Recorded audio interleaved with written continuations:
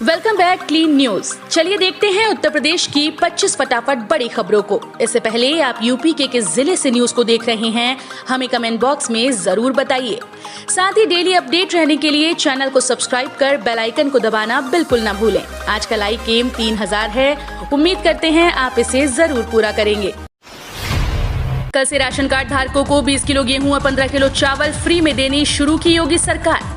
उत्तर प्रदेश की योगी सरकार रविवार से करीब 7.5 लाख से ज्यादा अंत्योदय एवं पात्र गृहस्थी राशन कार्ड धारकों को जून, जुलाई और अगस्त के महीने में मुफ्त राशन उपलब्ध कराएगी। राष्ट्रीय खाद्य सुरक्षा अधिनियम के तहत जून माह का वितरण रविवार से शुरू होकर 30 जून तक चलेगा। इसके अलावा अंत्योदय कार्ड धारकों को जून माह में 3 किलोग्राम चीनी का वितरण 18 रुपए प्रति किलोग्राम की दर से किया जाएगा। ये जानकारी प्रदेश के खाद्य आयुक्त मनीष चौहान ने दी। 10 करोड़ के निवेश से लगा काजू प्रोसेसिंग प्लांट, मिलेगा सैकड़ों लोगों को रोजगार। पूर्वी व पश्चिमी उत्तर प्रदेश का पहला काजू processing plant GT road bypass निकट आकांक्षा सिटी में लगा है। अब Sai foods private limited company ने 10 करोड़ रुपए का निवेश किया है। 100 लोगों को सीधे व 300 अप्रत्यक्ष रूप से रोजगार मिलेगा। 2.5 बीघा जमीन पर फैक्ट्री का इंफ्रास्ट्रक्चर कोरोना की दूसरी लहर के बीच किया गया। विदेशी काजू की मंडियों से काजू आयात किया जाएगा। 5 टन रोज प्लांट में काजू प्रोसेसिंग की क्षमता होगी।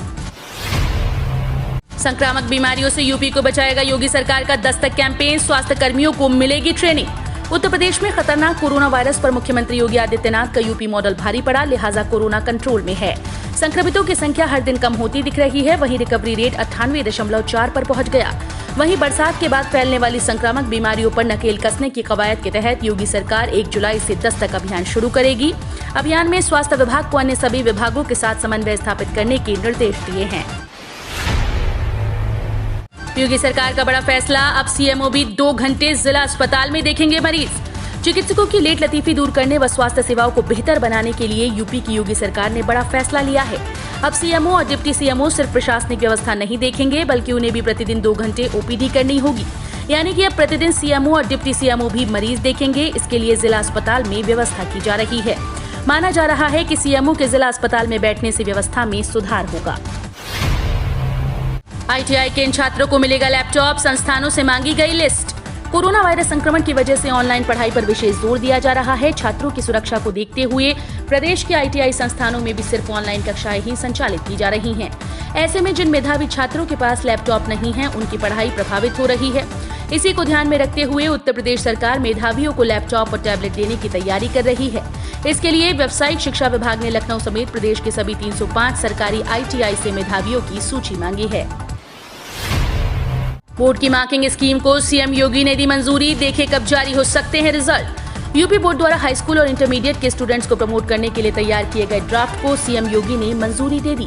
उप मुख्यमंत्री दिनेश शर्मा ने इसकी जानकारी दी है। कुल 29 श्रेणियों के अलग अलग फॉर्मूले तय किए गए, जिसके तहत अब रिजल्ट बनने हैं।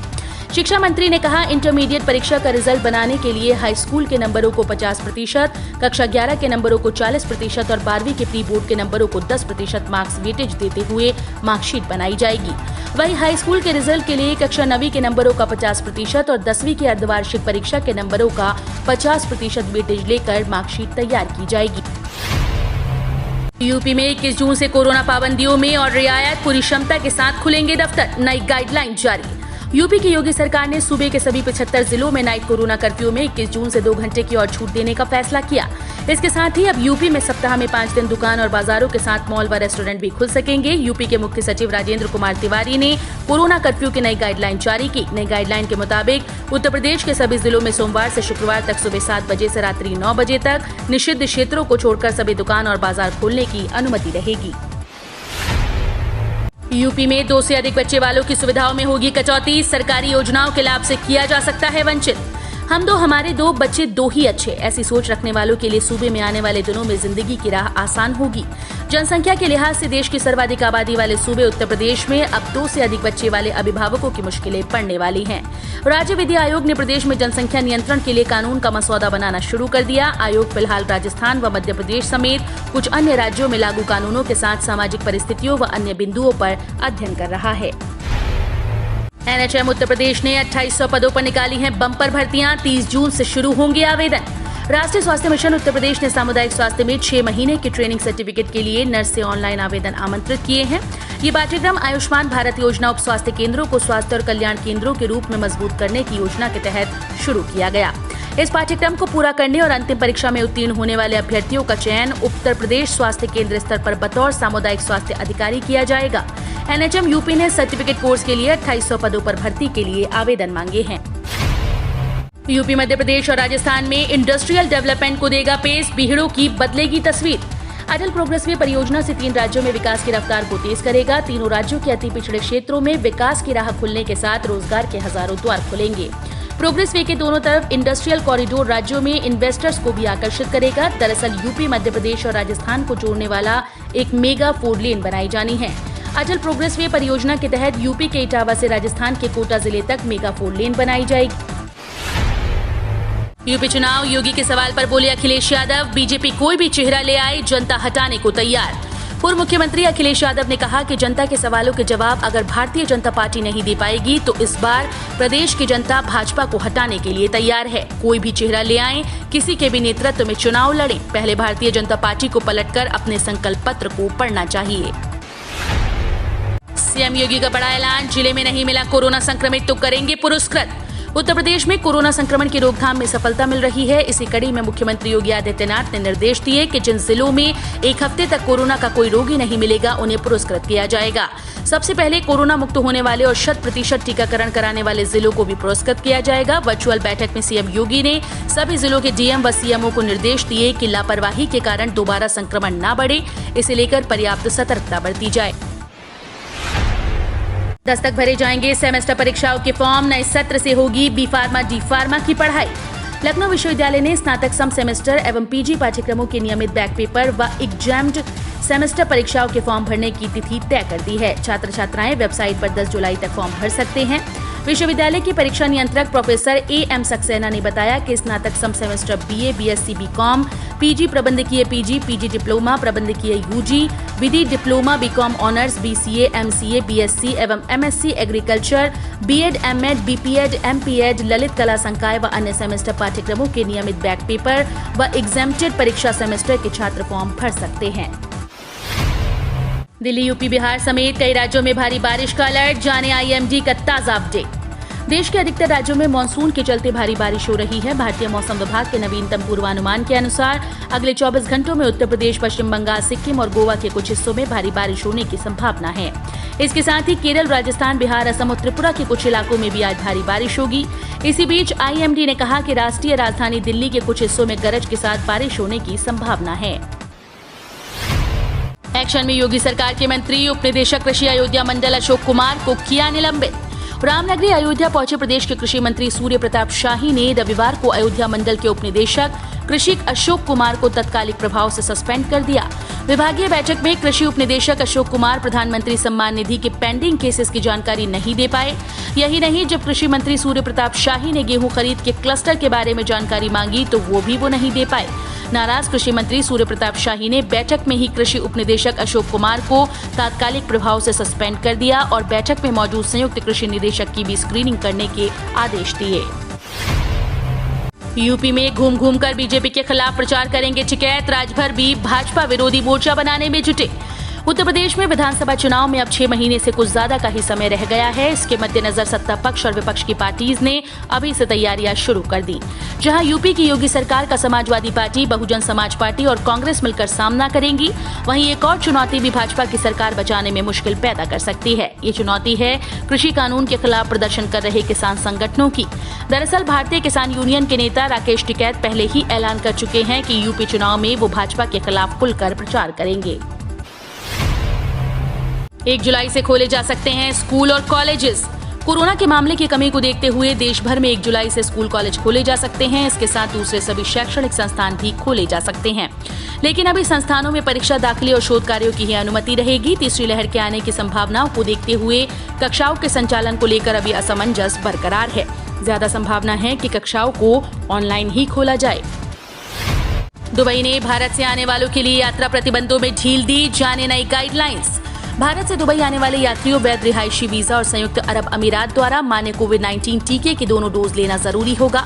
नए प्रोटोकॉल के अनुसार इन नियमों का पालन करने वाले यात्रियों को दुबई की यात्रा करने की अनुमति होगी। वर्तमान में Sinopharm, Pfizer, BioNTech, Sputnik V और ऑक्सफोर्ड एस्ट्रेजेनेका वैक्सीन यूएई सरकार द्वारा अप्रूव्ड है।